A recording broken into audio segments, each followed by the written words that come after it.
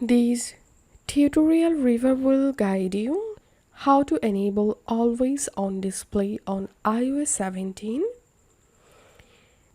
Go to your iPhone settings and here tap on standby.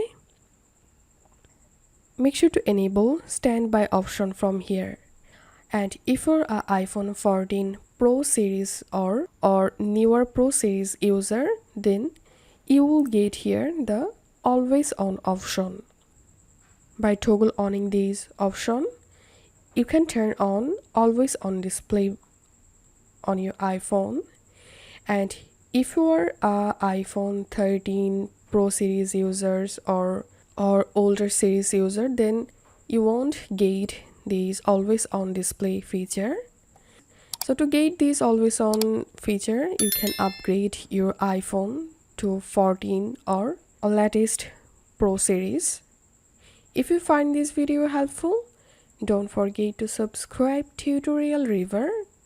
See you in the next video.